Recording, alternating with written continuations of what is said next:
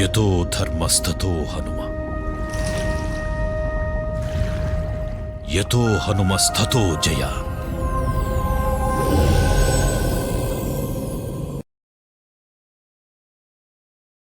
సీతారామాంజనేయ భక్తులకు నమస్కారం అండి.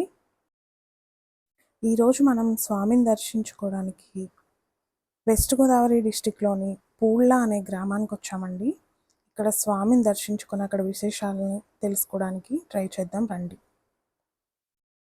ఇక్కడ స్వామి మనకి చాలా చిన్న గర్భాలయం అండి. ఇక్కడ చూడండి జ్ఞాపకాలు రాశారు. స్వామిని నిండుగా వస్త్రాలతో అలంకరించి ఆ పువ్వులతో చాలా నిండుగా అలంకరించారండి. చాలా పురాతనమైన విగ్రహం అది, మీకు చూస్తుంటే అర్థమవుతూ ఉంటుంది. స్వామిని చాలా నిండుగా అలంకరించారండి. ఇక్కడ చుట్టుపక్కల వాళ్ళందరూ కూడా వ్యాపారస్తులు ఉన్నారండి. స్వామి గుడి చుట్టూ కిరాణా స్టోర్స్ ఇలాంటి చిరు వ్యాపారస్తులు ఉంటారు చూసారా, ఆ వ్యాపారస్తులు ఉన్నారండి. వాళ్ళు నమ్మిన దైవమై స్వామి ఇక్కడ పూజలు అందుకుంటున్నారు. ఇక్కడ ఇప్పుడు చేస్తున్న పద్ధతిలో కాకుండా పాత స్టైల్లో ఉంటాయంటండి పూజలన్నీ కూడా. ఎవరికి వారు వచ్చి వ్యాపారాలు మొదలుపెట్టే ముందు స్వామి దగ్గరకు వచ్చి దండం పెట్టుకొని పూలతో స్వామిని అలంకరించుకొని దీపం పెట్టుకొని అప్పుడు వెళ్ళి ఎవరి వ్యాపారాలను వాళ్ళు స్టార్ట్ చేసుకుంటారంటండి.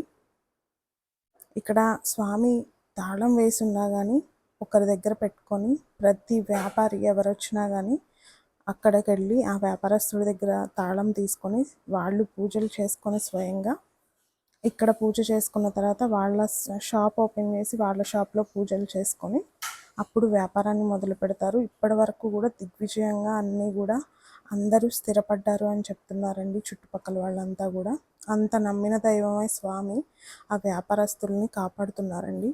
ఇక్కడ స్వామి మనకు దాసాంజనేయ స్వామిగా దర్శనమిస్తున్నారండి.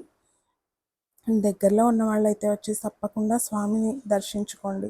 దూర ప్రాంతాల్లో ఉన్నవాళ్ళు, ఇక్కడ వరకు రాలేని వాళ్ళైతే మా కళ్ళతో మీకు స్వామిని చూపిస్తున్నామండి. స్వామిని దర్శనం చేసుకొని మీ కష్టాల నుండి మీ ఇబ్బందుల నుండి మీరు బయటపడాలని కోరుకుంటున్నాను. దండం పెట్టుకోండి స్వామికి మనస్ఫూర్తిగా నమ్మి.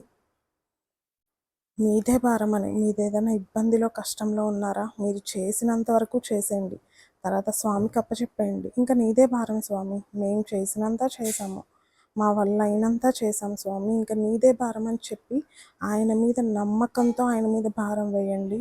మీరు అనుకున్న పని డెఫినెట్గా ముందుకెళ్తుందండి.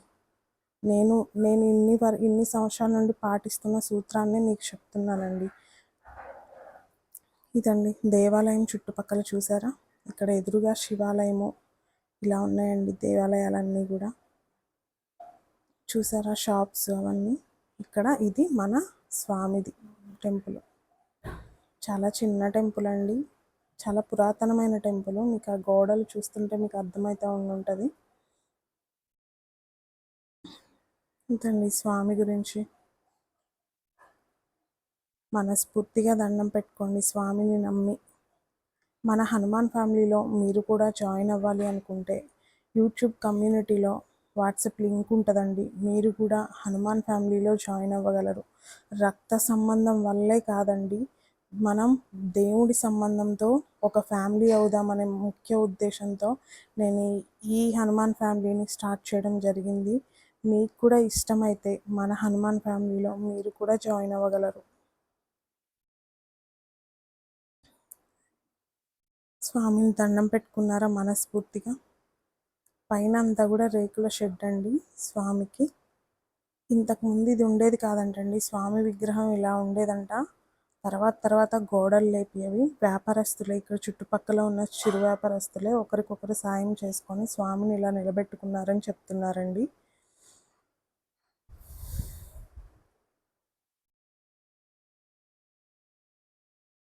చూసారా,